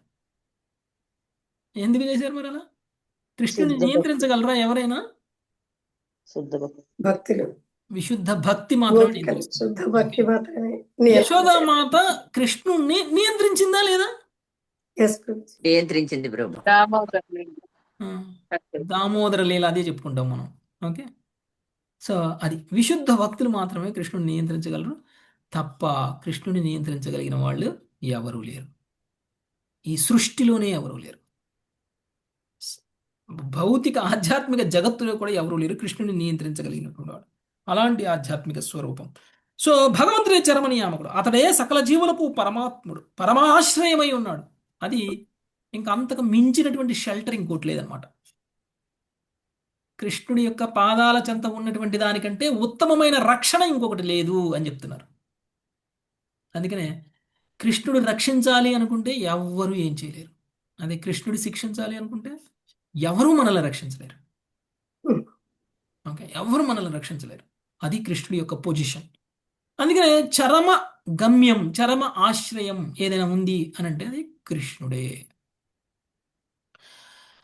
మరణాసన్నులకు వారిచే ధ్యానింపబడిన వాడై అతడు వారి నిత్య ఆధ్యాత్మిక స్వరూపమును వెల్లడి కావించును. మనము భగవంతుడిని తెలుసుకోవాలి, మనము భగవంతుడి యొక్క ధామానికి వెళ్ళాలి.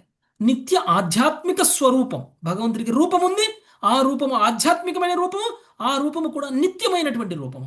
అలాంటి నిత్య ఆధ్యాత్మిక రూపాన్ని మనం దర్శించాలి అంటే ఏం చేయాలి? చరమ గడియల్లో భగవంతుడిని స్మరించాలి. చరమ గడియల్లో భగవంతుణ్ణి స్మరించాలి.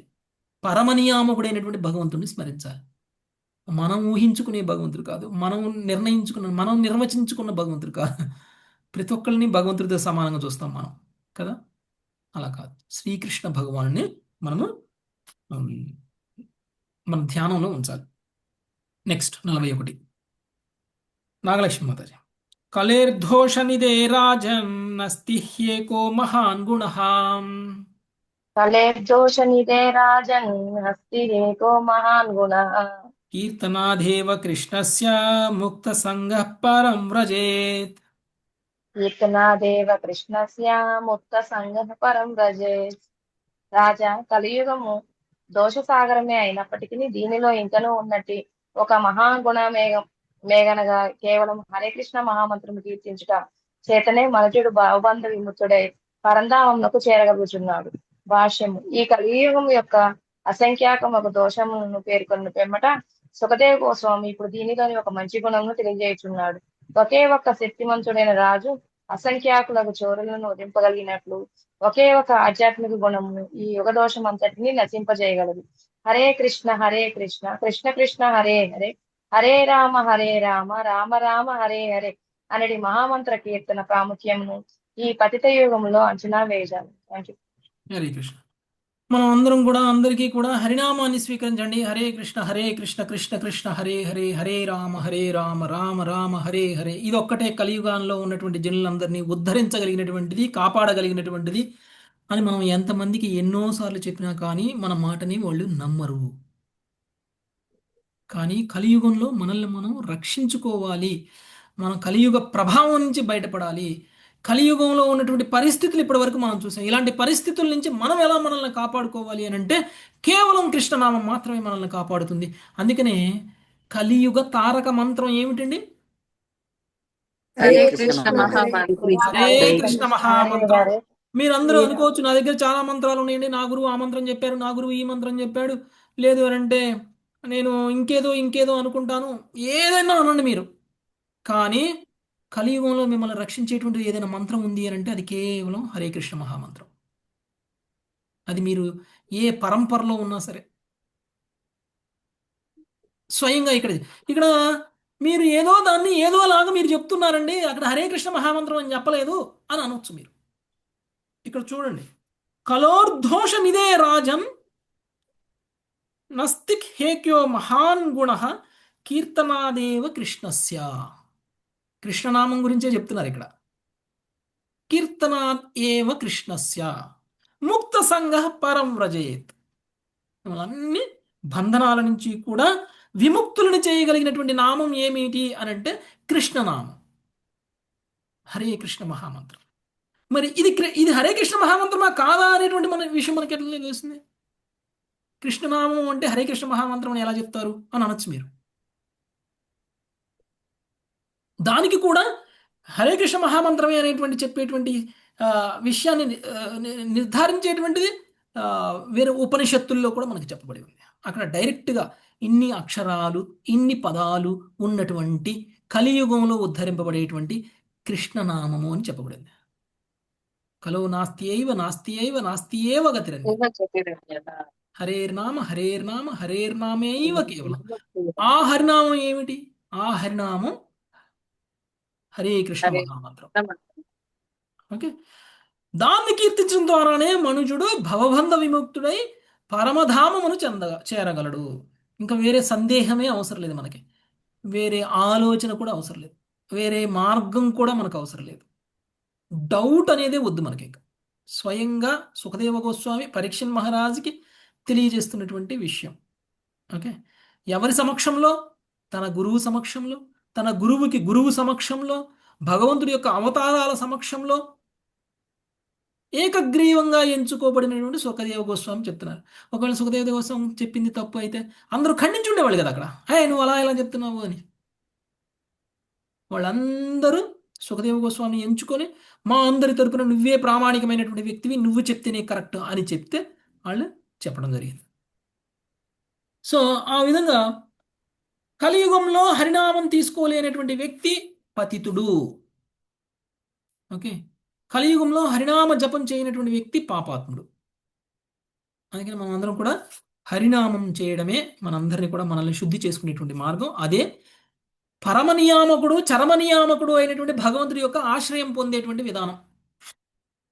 వేరే ఏ విధానము లేదు. నెక్స్ట్ 52 ప్రమీల మాతాజీ. కృతే యధ్యాయతో విష్ణుం త్రేతాయాం యజతో ముఖై కృతే యధ్యాయతో విష్ణుం త్రేతాయాం యజతో ముఖై ద్వాపరే పరిచర్యాయాం కలౌ తద్ధరి కీర్తినాత్. ద్వాపరే పరిచర్యాయాం కలౌ తద్ధరి కీర్తనాత్. సత్యయుగమునందు విష్ణు ధ్యానము వలన, త్రేతాయుగమునందు యజ్ఞాచరణం వలన, ద్వాపర యుగమునందు భగవత్పాద పద్మ పరిచర్య వలన ఏ ఫలము కలిగినో అదే ఫలము కలియుగములో కేవలం హరే కృష్ణ మహామంత్ర కీర్తనముచే లభించగలదు. భాష్యం. ఇటువంటి శ్లోకమే విష్ణు పురాణము 6.2.17 నందు, పద్మ పురాణము ఉత్తరఖండము 72.20 నందు, బృహన్నారదీయ పురాణము 38.97 నందును గోచరించును. ధ్యాయన్ కృతేయ యజ్ఞైస్త్రేతాయాం ద్వాపరేర్చయన్ యదాప్నోతి తదాప్నోతి కలౌ సంకీర్త కేశవం. సత్యయుగమునందు ధ్యానముచే, త్రేతాయుగమునందు యజ్ఞాచరణముచే, ద్వాపర యుగమునందు శ్రీకృష్ణ పాద పద్మ సేవచే ఏది లభించనో అది కలియుగమునందు కేవలము కేశవ కీర్తనముచే లభించగలదు. కలియుగ జనుల పతితావస్థను గురించి బ్రహ్మవైవర్త్య పురాణం నుండి శ్రీల జీవ గోస్వామి ఈ క్రింది శ్లోకమును ఉదహరించి ఉండిరి. అత కలౌ తపోయోగ విద్యా యజ్ఞాదిక క్రియా సంగా భవంతి నికృత కుశలైరపి దేహిభిః. ఈ విధముగా కలియుగమునందు తపస్సు, యోగ ధ్యానము, శ్రీ విగ్రహారాధనము, యజ్ఞము మున్నగునవి వాటి పలు అనుబంధ కర్మలు కుశలురైనట్టి దేహదారుల చేతనైనను చక్కగా నిర్వహింపబడవు. ఈ యుగంలో హరే కృష్ణ మహామంత్ర కీర్తనం యొక్క ఆవశ్యకతను గురించి స్కంద పురాణంలోనే చాతుర్మాస మహత్యము నుండి శ్రీల జీవ గోస్వామి ఇట్లు ఉదహరించిరి. తథా చైవోత్తమం లోకే తపః శ్రీహరి కీర్తనం కలౌ యుగే విశేషేణ విష్ణు ప్రీత్యే సమాచరేత్. ఈ రీతిగా ఈ లోకములో శ్రీహరి నామ సంకీర్తనమే ఉత్తమోత్తమైన తపస్సు. విశేషముగా కలియుగమునందు సంకీర్తనము ద్వారా మనుజుడు విష్ణు భగవానుని ప్రసన్నుని చేయగలడు. సారాంశమేమనగా హరే కృష్ణ మహామంత్ర కీర్తనకు జనులను సమ్మతింపజేయుటకై ప్రపంచమంతటను విశేషముగా ప్రచారము కావించవలసి ఉన్నది. దానిచే మానవ సంఘము ప్రమాదకరముగు కలియుగ సాగరం నుండి రక్షింపబడగలదు. శ్రీమద్ భాగవతం నందలి భూమి గీతము అను 12వ స్కందములోని 3వ అధ్యాయమునకు కృష్ణ కృపామూర్తి శ్రీల ఏసి భక్తి వేదాంత స్వామి ప్రభుపాదుల వారి వినమ్ర శిష్య ప్రణీతముగు భాష్యము సమాప్తము. హరే కృష్ణ ప్రభుజీ దండ ప్రణామం. సో ఈ విషయం మనకి ప్రత్యేకించి వర్ణించి చెప్పాల్సిన అవసరం లేదు. ఒక్కొక్క యుగంలో ఒక్కొక్క యుగ ధర్మం ఉంది. స్వయంగా భగవంతుడే యుగ ధర్మాన్ని ప్రతిష్ఠింపజేయడం కోసం అవతారం కూడా తీసుకొని రావడం అనేటువంటిది జరుగుతుంది. ధర్మ సంస్థాపనార్థాయ సంభవామి యుగే యుగే. ధర్మాన్ని స్థాపించడం కోసం నేను ప్రతి యుగంలో అవతరిస్తాను అని అన్నారు. అంటే ప్రతి యుగంలో తను ఒక యుగ ధర్మాన్ని స్థాపించిపోయారు. త్రేతాయుగంలో ఒక ధర్మము, ద్వాపర యుగంలో ఒక ధర్మము, సత్యయుగంలో ఇంకొక ధర్మము, కలియుగంలో ఇంకొక రక ధర్మము. ధర్మాలు వేరువేరా? జనుల ఆయుష్ను బట్టి స్థాయి. ధర్మము ఒకటే. ధర్మము ఒకటే. ఏమిటి ఆ ధర్మం? అంశలమైనటువంటి మనము భగవంతుడితో మనకున్నటువంటి రిలేషన్ని పునఃస్థాపించుకోగలగడమే ధర్మం. అది తప్ప మిగిలింది ఏది ధర్మం కాదు. మన యొక్క నిజస్థితిని మనం తిరిగి పొందగలగడం ధర్మం. తిరిగి మన యొక్క నిజ స్థానానికి మనం చేరుకోగలగడం ధర్మం. చేరుకోవడానికి చేయటం ధర్మం. ధర్మం ఒకటే. 4 యుగాలలో ధర్మం ఒకటే. సత్యయుగంలో అయినా, త్రేతాయుగంలో అయినా, ద్వాపర యుగంలో అయినా, కలియుగంలో అయినా ధర్మం ఒకటే. ఏమిటి ఆ ధర్మం? భగవంతుణ్ణి చేరుకోగలగడం. కానీ ఈ భగవంతుణ్ణి చేరుకునేటువంటి మార్గము ఒక్కొక్క యుగంలో ఒక్కొక్క రకంగా ఉంది. మనం చేయాల్సినటువంటి సాధన ఒక్కొక్క యుగంలో ఒక్కొక్క రకంగా ఉంది. సత్యయుగంలో వ్యక్తులు సాధన చాలా కఠోరంగా చేయాలి. త్రేతాయుగంలో ఉన్న వ్యక్తులు సాధన సత్యయుగంలో చేసినటువంటి వ్యక్తుల యొక్క సాధన కంటే కొంచెం తక్కువగా చేసినా పర్వాలేదు. త్రేతాయుగంలో ఉన్నటువంటి వ్యక్తుల కంటే ద్వాపర యుగంలో ఉన్నటువంటి వ్యక్తుల యొక్క సాధన ఇంకా కొంచెం లో లెవెల్లో ఉంటుంది. కలియుగంలో ఉన్నటువంటి వ్యక్తులు మనం ఇంకా లో స్టాండర్డ్లో చేయగలగాలి. ఎందుకంటే మన స్టాండర్డ్స్ వేరు కదా. నా దగ్గర 1 కోటి రూపాయలు ఉన్నాయండి. నేను 10 రూపాయలే దేవుడికి అర్చన చేయడానికి ఇచ్చాను. కానీ నా దగ్గర 10 రూపాయలే ఉన్నాయండి. కానీ నేను 5 రూపాయలు ఇచ్చాను. ఎవరు గొప్ప? 10 రూపాయలు. మన స్థాయిని బట్టి, మన స్తోమతను బట్టి మన యొక్క సాధన ఉండాలి. సత్యయుగంలో జనులు 1,00,000 సంవత్సరాలు బ్రతికారు. వాళ్ళ సాధన మనలాగా 10 సంవత్సరాలు చేస్తే సరిపోతుందా? 5 సంవత్సరాలు చేస్తే సరిపోతుందా? రిటైర్ అయిపోయిన తర్వాత భగవద్గీత ముట్టుకుంటా, రిటైర్ అయిపోయిన తర్వాత భాగవతం వింటా, రిటైర్ అయిన తర్వాత నేను ఆమ్, భగవంతుడి యొక్క నామాన్ని స్మరిస్తాను అని అంటే కుదురుతుందా సత్యయుగంలో జనాలకి? 1,00,000 సంవత్సరాల వయసులు అంటే ఇప్పుడు మనం 30% 40% జీవితాన్ని భగవంతుడి యొక్క సాధనకి ఉపయోగిస్తున్నాం అనుకుందాం. వాళ్ళు కూడా 30-40% చేయాలి కదా. 1,00,000 సంవత్సరాలు బ్రతికే వ్యక్తి 4 సంవత్సరాలు 10 సంవత్సరాలు 40 సంవత్సరాలు చేస్తే సరిపోద్దా? 40,000 సంవత్సరాలు చేయాలి కదా. 40,000 సంవత్సరాలు సాధన చేయాలి. అదే 10,000 సంవత్సరాలు బ్రతికే వ్యక్తి 100 కనీసం 1000 సంవత్సరాలు 4,000 సంవత్సరాలు సాధన చేయాలి. 1000 సంవత్సరాలు బ్రతికే వ్యక్తి వందల్లో చేయాలి. వాళ్ళు వేలల్లో 40 సంవత్సరాలు 400 సంవత్సరాలు సాధన చేయాలి. 100 సంవత్సరాలు బతికే వ్యక్తి 40 ఏళ్ళు 40 సంవత్సరాలు 40 సంవత్సరాలు సాధన చేయాలి. అంటే నేను 40 సంవత్సరాల సాధన చేస్తే ఆ సాధన ఫలితం సత్యయుగంలో ఉన్నటువంటి వ్యక్తి 40 సంవత్సరాలు చేసినటువంటి సాధన ఫలితంతో సమానంగా ఉండాలి. లేదు అంటే మనకి ఆ లాభం రాదు. మరి ఏం చేస్తే వాళ్ళకంటే గొప్పగా చేయగలం? ఏం చేస్తే వాళ్ళు పొందిన ఫలితాన్ని మనం పొందగలం? వాళ్ళు చేసినట్టే చేస్తా అంటే వాళ్ళు ఏ నామం తీసుకున్నారో ఆ నామమే నేను తీసుకుంటాను. వాళ్ళు ఎలాంటి యజ్ఞాలు చేశారో అలాంటి యజ్ఞమే నేను చేస్తాను. వాళ్ళు ఎలాంటి తపస్సులు చేశారో అలాంటి తపస్సే నేను చేస్తాను. వాళ్ళు ఎలాంటి దానం చేశారో అలాంటి దానమే నేను చేస్తాను అంటే మనం వాళ్ళలాగా 40,000 సంవత్సరాలు చేయాలి. చేయగలరా మీరు? చేయలేం ప్రభుజీ. అంటే దానికి ఏదో ప్రత్యామ్నాయం ఉండాలి కదా కలియుగంలో. అలాంటి ఫలితాలనే అంత చెయ్యకుండానే పొందగలిగేటువంటి ప్రత్యామ్నాయం మనకు కావాలి. త్రేతాయుగంలో సత్యయుగంలో జనులు భగవంతుడి యొక్క ధ్యానము అంటే మెడిటేషన్. వాళ్ళు మెడిటేషన్ చేశారు, నేను మెడిటేషన్ చేస్తా అంటే కుదరదు ప్రభుజీ. కుదరదు. మెడిటేషన్ ద్వారా మీరు ఎన్ని జన్మలకైనా సరే మీరు భగవంతుడిని చేరుకోలేరు. సత్యయుగంలో వాతావరణం వేరు, సత్యయుగంలో పరిస్థితులు వేరు, సత్యయుగంలో మన చైతన్యం వేరు. సత్యయుగంలో అందరి చైతన్యం ఎలా ఉంటుందండి?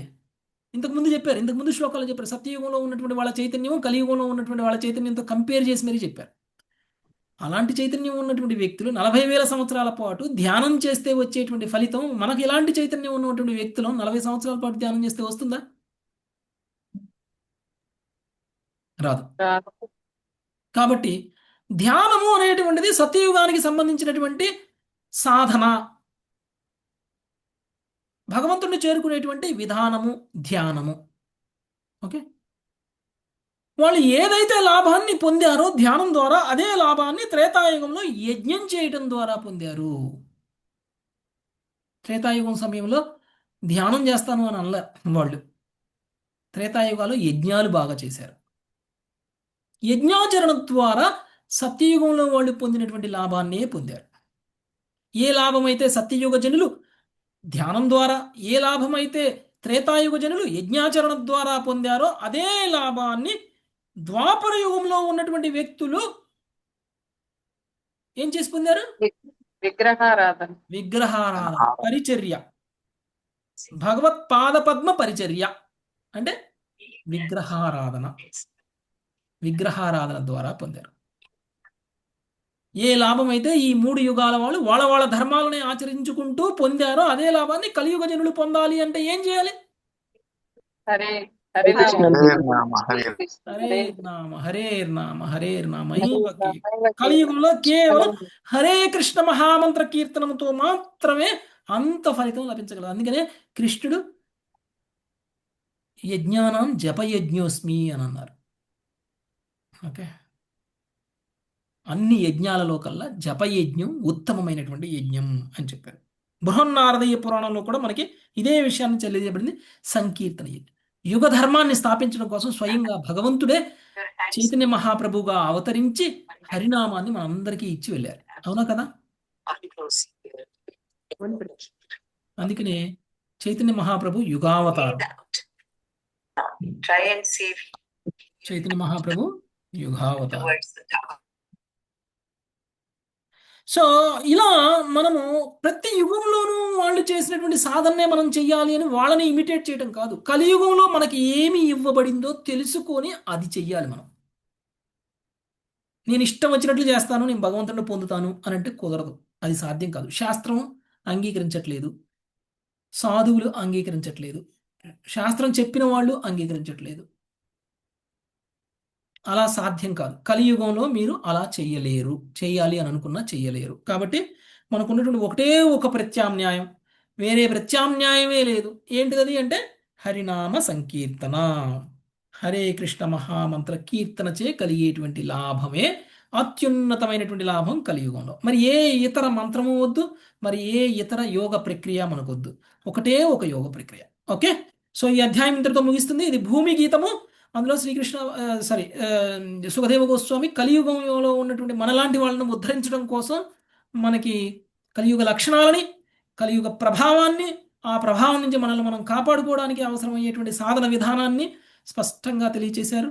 దీన్ని కనుక మనం అర్థం చేసుకొని మనం దీని ప్రకారంగా కనుక మనం సాధన చేసినట్లయితే మనం కూడా కలియుగంలో కృష్ణుడి యొక్క పాదాలను పట్టుకొని రక్షింపబడతాం. ఓకే, ఇక నెక్స్ట్ అధ్యాయం 4వ అధ్యాయం ప్రళయాలు ఎన్ని రకాలు, కలియుగ అంతం గురించి మాట్లాడబోతున్నారు అనమాట.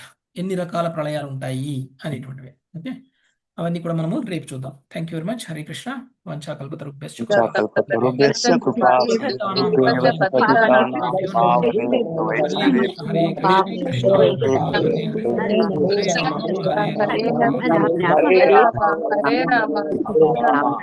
హరే రామ